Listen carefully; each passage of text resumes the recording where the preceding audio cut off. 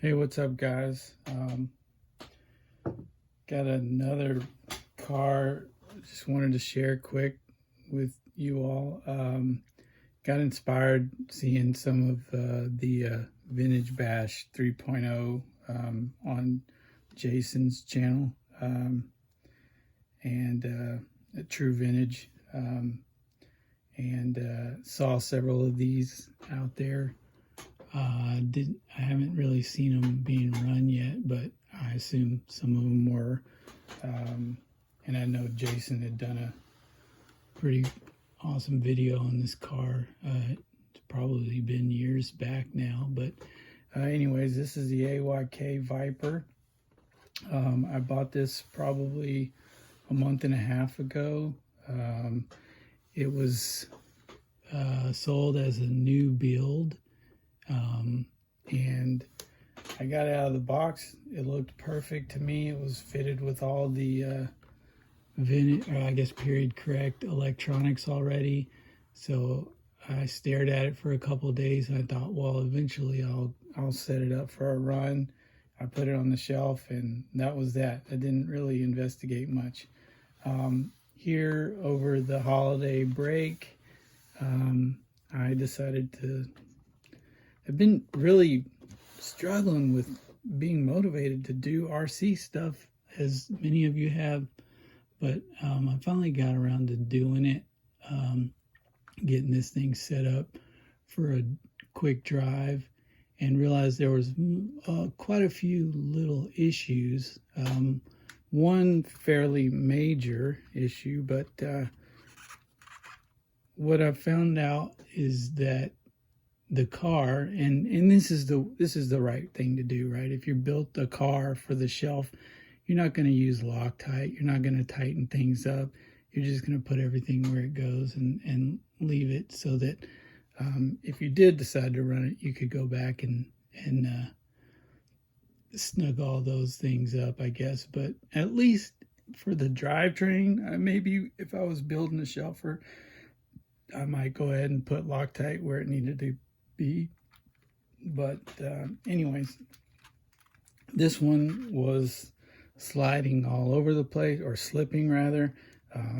The wheels weren't connected to the drivetrain at all. They were just free spinning, and turns out that this gear on that shaft there was sliding, and I tried to tighten it up, and that brass collar stripped out immediately. It looked like it had already stripped out, and someone had replaced the 3mm grub screw with a 4mm, but even that was stripped.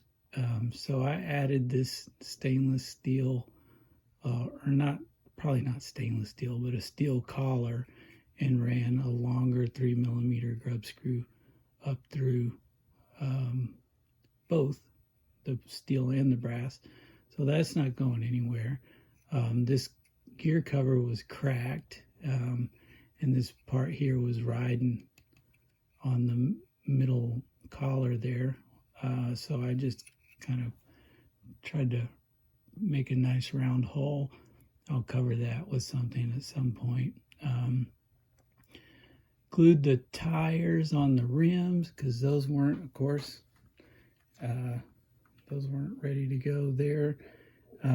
Had to do some alignment up front because one wheel was, I would say, about 1/4 of an inch lower or higher than the other. So that was a little asymmetric.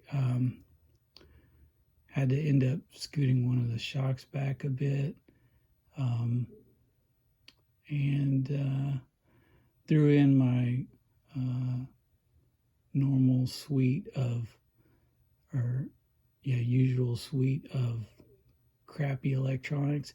I kept the vintage receiver down in there because it looked like it was going to be a bear to get out cleanly. It's probably in there with some old double-sided tape, so that's going to stay put.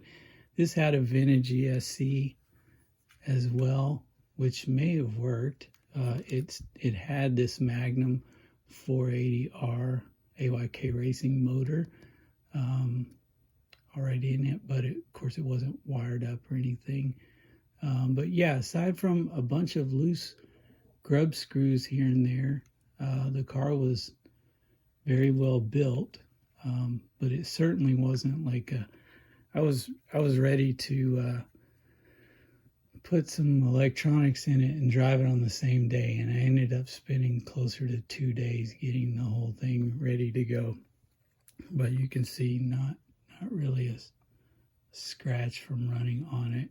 Shouldn't have any on it when I'm done either, but yeah, this is a car that I'd always been interested in getting, but some of the ones that were affordable over the last couple of years looked like they were going to end up costing probably more in parts to get running than the car itself, because these parts are really kind of hard to come by, although there are a good number of parts available right now on eBay. That's really all I got to say about it. It is unique in almost every way. This is one of those cars that if I'd gotten this in kit form as a kid, I would have absolutely destroyed it. How can I say it? This just isn't for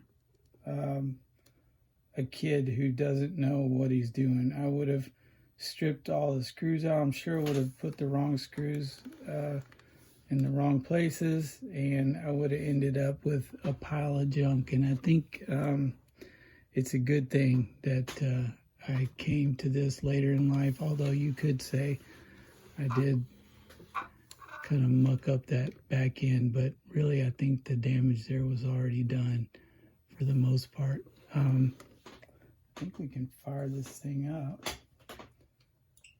I wanted to go out to the baseball field today, but there's some kiddos. There's some kiddos out there doing their thing. Let's see, these cheapo steering servos are so slow, but they're pretty torquey.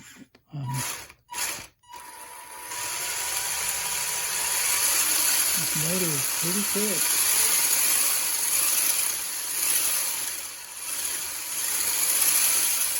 For a chain drive car, it's pretty smooth.